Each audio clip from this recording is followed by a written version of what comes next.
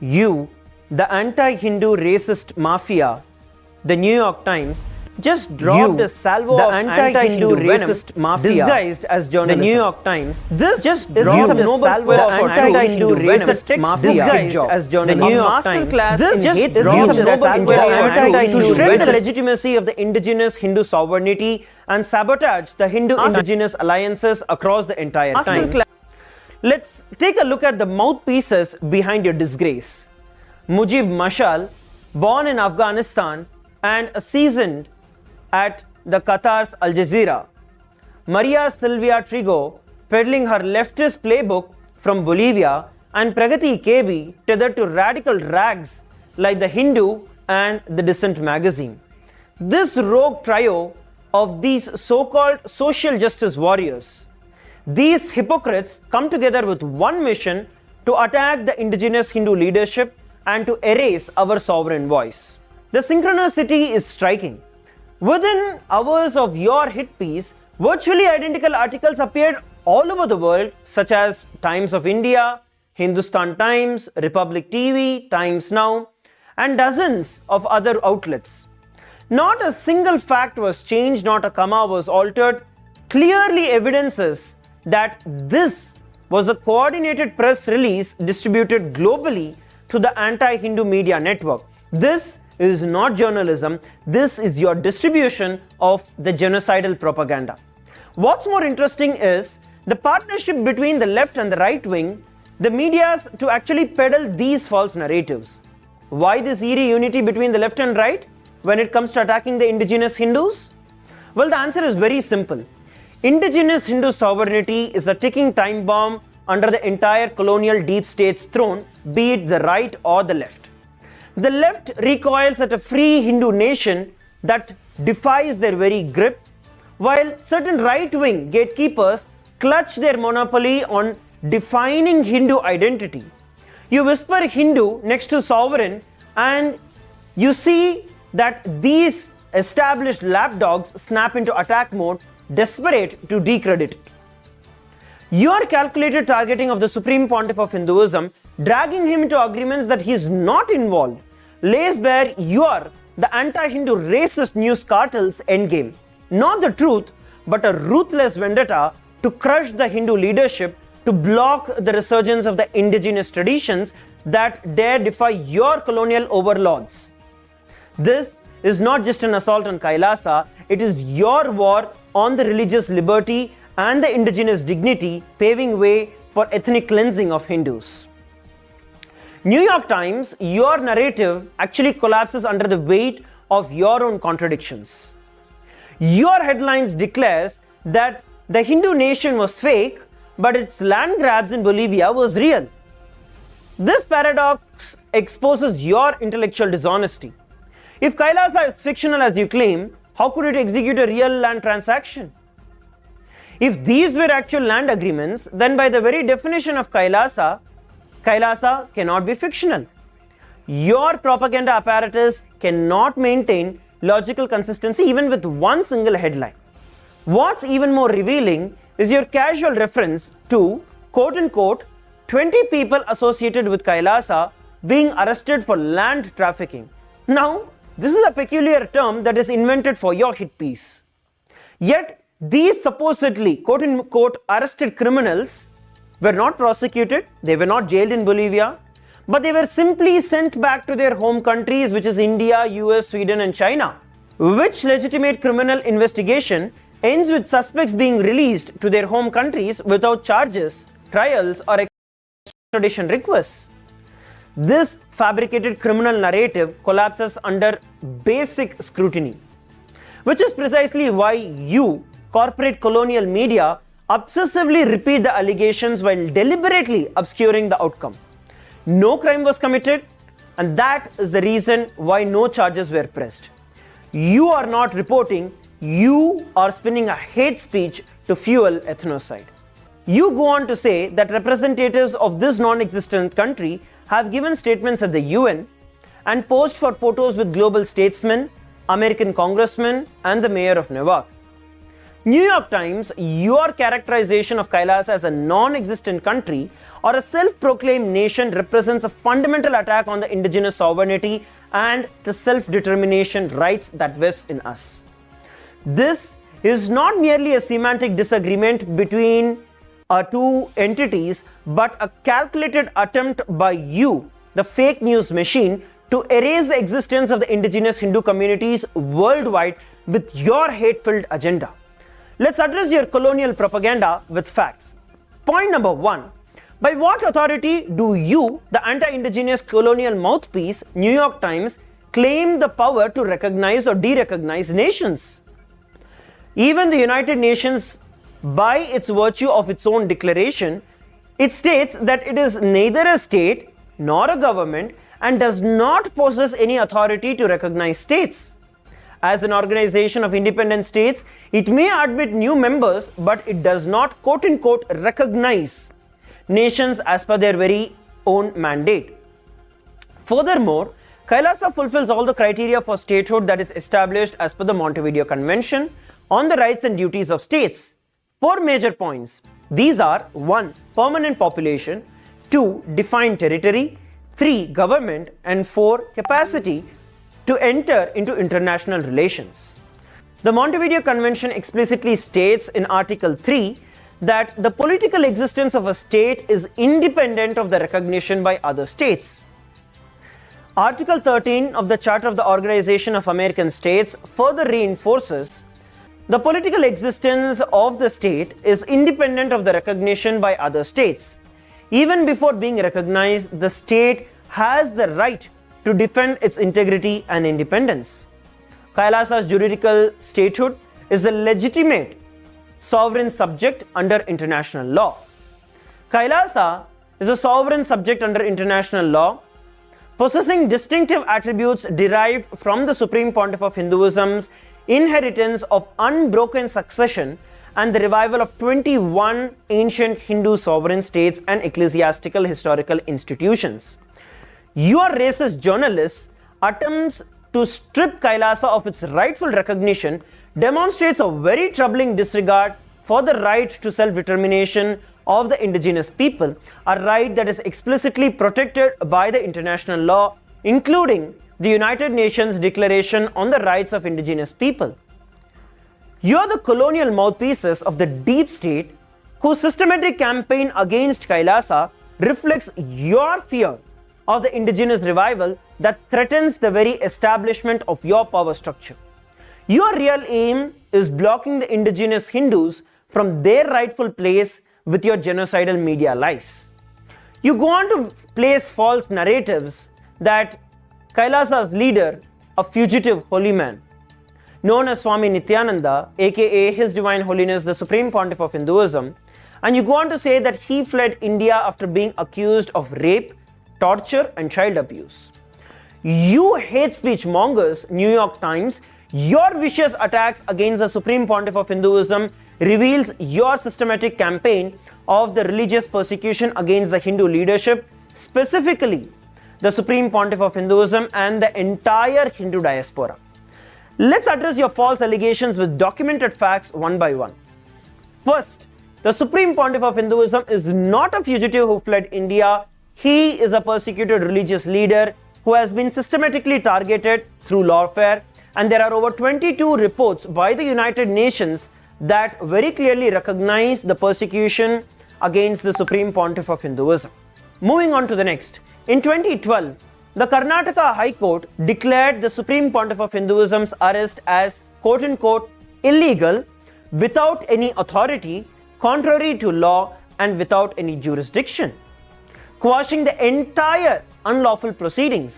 In fact, the photographs of this very illegal arrest is used as the cover picture of your New York Times article, thereby using the photograph of persecution of the Supreme Pontiff of Hinduism to persecute the Supreme Pontiff of Hinduism and his community even more. Moreover, the use of this photograph amounts to direct contempt of court, and I want you to mark that, New York Times. The next fact here that we are looking at is an Ohio federal court ruled in favor of the Supreme Pontiff of Hinduism, fining the false rape accuser nearly $500,000 for defamation. Next, The medical examinations report conclusively. They demonstrate that the Supreme Pontiff of Hinduism's physical condition makes the allegations of rape biologically impossible. The Supreme Pontiff of Hinduism's testosterone was measured at 12.5 nanograms per deciliter. That's less than 6% of the minimum normal level. The next, on February 2nd, 2024, the Gujarat High Court completely exonerated the Supreme Pontiff of Hinduism of all false charges of abduction and kidnapping.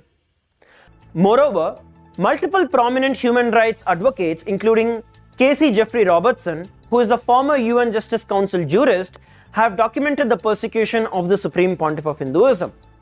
And that is the reason, taking the response of Interpol has categorically refused any request to issue any notices against the Supreme Pontiff of Hinduism, recognizing the political nature of the persecution. You anti-Hindu deep state media deliberately suppress all these judicial exonerations, demonstrating your malicious intent to persecute the Hindu leadership. Your continued promotion of allegations, explicitly rejected by the courts worldwide, reveals that this is not journalism but a targeted religious persecution, a genocidal propaganda machine at work. The question remains, why do you corrupt media continue to promote all these allegations that are explicitly rejected by multiple courts? Well, the answer is very clear. Your agenda is not the truth but systematic persecution of the Hindu leadership to prevent the global revival of the indigenous Hindu traditions. You go on to claim that the officials in Bolivia said they had arrested 20 people associated with Kailasa, accusing them of land trafficking after they negotiated a 1,000-year deal with the indigenous groups in the Amazon. New York Times, let's be absolutely clear about a few things here. The agreements in question were between a US-based Hindu organization and the indigenous Bolivian communities. These are conservation partnerships that explicitly respect the indigenous sovereignty and their ownership. They are not land accusations or, as you allege, land grabs in any sense. The Supreme Pontiff of Hinduism is not a signatory to any of these agreements, and by deliberately misattributing these agreements, you corrupt media reveal your intention to attack the entire Hindu diaspora. Let's look at what actually is there in those agreements. 1. Support for environmental protection and sustainable management. 2. Preservation of indigenous knowledge. 3. Humanitarian aid and development assistance. 4. Cultural exchanges and promotion of indigenous rights.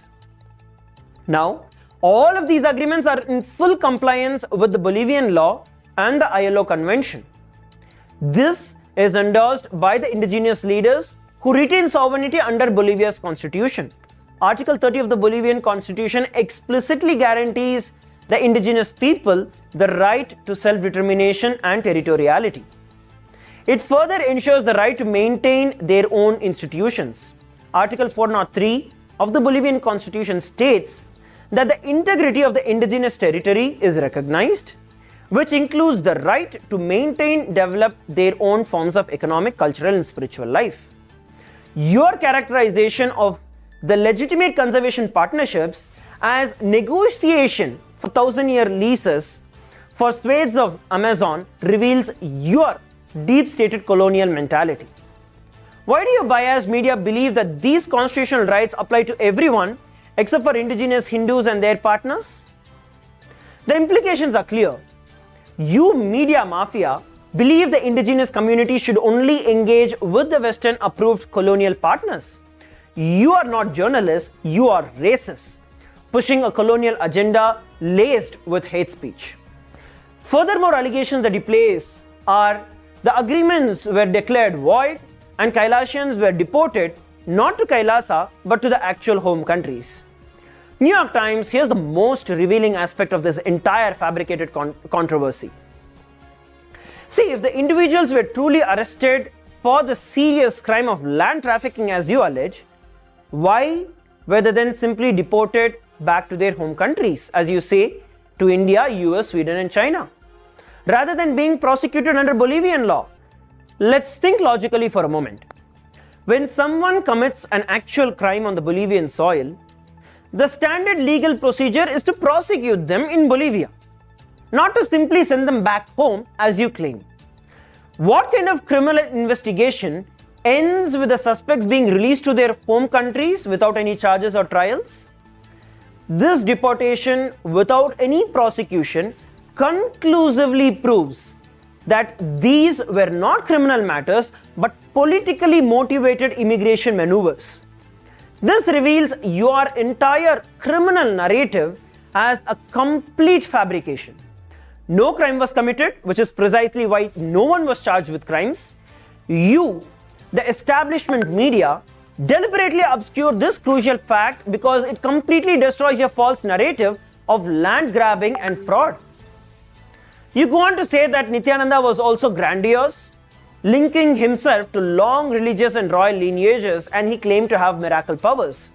New York Times, the Supreme Pontiff of Hinduism, is the guru and is the sovereign of several indigenous lineages and traditions, wherein his succession as the Supreme Pontiff, as the Guru Mahasannidhanam, or as the Acharya Mahamandaleshwar is through Hindu apostolic and sovereign succession in several thousand years of unbroken lineages. For example, the Shamala Pita Sarvagnya Pitam is more than 5,000 years old, and the Supreme Pontiff of Hinduism is coronated as its 293rd Pontiff and Emperor. Likewise, the Supreme Pontiff of Hinduism is the current Acharya Mahamandaleshwar of the similarly ancient Atal Akhada and is also appointed as the 1008th Mahamandaleshwar of the ancient Mahanirvani Akhada.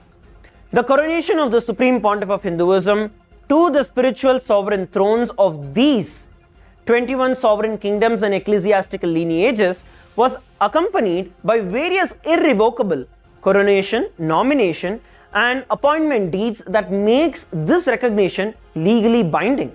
In 2015, the Supreme Pontiff of Hinduism, Bhagavan Sri Nithyananda Paramashivam, was officially declared and coronated as the Supreme Pontiff of Hinduism by over 1,000 spiritual leaders of Hinduism in a 3-day grand ceremony.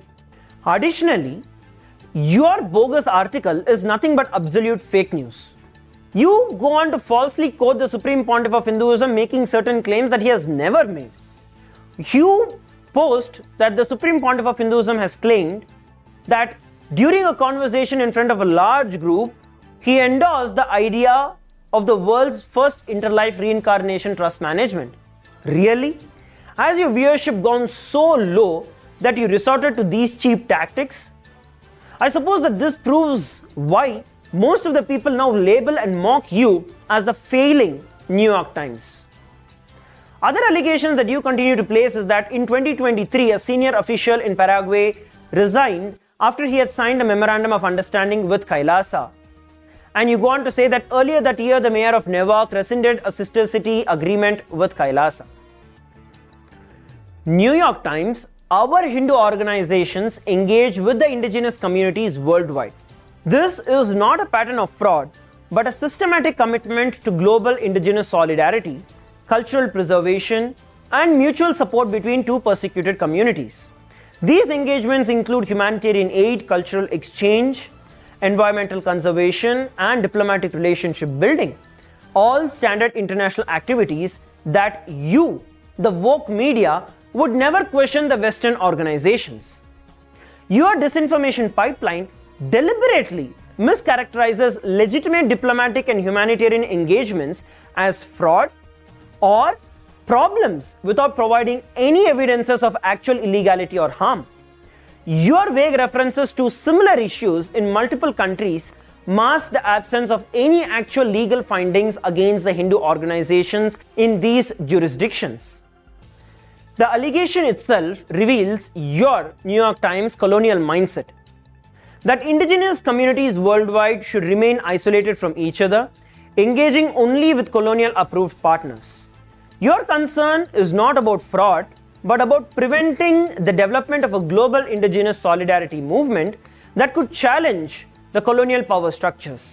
Furthermore, you are the corrupt colonial media whose fixation on Hindu-indigenous partnerships while ignoring the systematic global exploitation of these indigenous communities by the extractive corporations reveals your selective concern. The real pattern of similar activities is colonial exploitation of indigenous lands that is being done worldwide by the very interests the legacy media outlets like you protect. You cover up for those elites. The question remains, why do you, the deep state media, uniquely scrutinize the Hindu organization's global indigenous engagement while accepting similar activities from colonial organizations as normal international relations? The answer is clear. Your agenda is maintaining the colonial control of the indigenous engagement, not protecting the indigenous communities. You go on to claim that in Bolivia, the Kailasa followers had arrived on tourist visa, managed a photo with the country's president, Honorable Luis Arce. You corporate corrupt media, New York Times, your snide insinuation that Kailasa's representatives somehow schemed their way into a photo with the Bolivian president is yet another pathetic stab by you. The dishonest press, such as you, to criminalize the legitimate diplomatic engagement. Let's start these lies with the facts. During the anniversary and celebration of the CIDOB, we were formally invited by them to join their commemoration. This is an official, above board invitation, and it is not some backdoor hustle. It was there in a very proper and a very respectful setting that we had the honor of meeting and gifting His Excellency President Arce a moment of diplomatic goodwill between the indigenous communities. We didn't barge in, we didn't violate a single rule. This was a sanctioned engagement, plain and simple. Once again, the Supreme Pontiff of Hinduism wasn't even present, a fact that you biased media grudgingly admit but twist it to imply some shadowy deceit. This is your misinformation empire at work, smearing lawful Hindu indigenous solidarity as suspicious while ignoring the selective outrages of the deep state mouthpieces like you, New York Times. New York Times, you corporate media, including colonial lapdogs like Eldaber, have the gall to cry scandal over conservation agreements between indigenous groups while turning a blind eye to the real crooks, the mining mafia, the extractive industries, who strong-arm the indigenous people into shady coercive deals to plunder their lands. You, the same hypocrites, stay silent when the real land grabbers exploit the resources, but the second indigenous nations like the Bores sign legitimate partnerships with Hindu organizations, your misinformation empire slithers out, shrieking exploitation and deception. It's a sick double standard that you fellows play. You prop up the deep-pocketed destroyers of indigenous heritage, then feign outrage when the conservation deals threaten your colonial cronies' profit. The indigenous leaders are being strong-armed and brainwashed by the true culprits, the mining mafia and their deep state mouthpieces such as you, who now masquerade as protectors, pressuring them to ditch their partnerships by convincing that they are dupes. You, the biased media, aren't exposing a scandal, you are running a cover for the real exploiters while sabotaging the indigenous sovereignty and the solidarity with your hate-filled lies.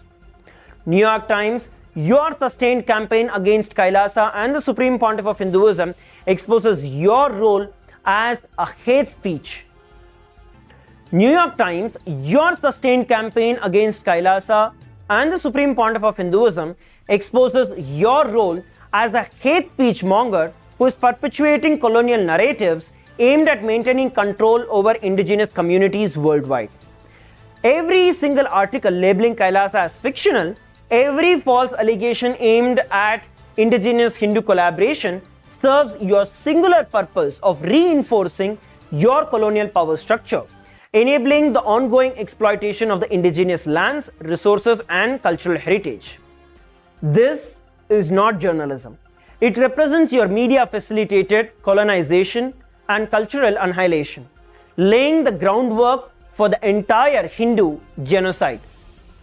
Your strategy is clear. Demonize indigenous leaders challenging colonial interests, delegitimize their organizations and institutions, and cultivate public acceptance for increased persecution. History repeatedly reveals similar tactics that are being employed against the indigenous communities, and now they are being disguised under your sophisticated facade of investigative journalism. We demand and urge that you immediately cease this discriminatory and prejudiced campaign and recommit to ethical journalism and run an unambiguous apology for inciting genocidal hate against the Hindus, the Supreme Pontiff of Hinduism, and Kailasa.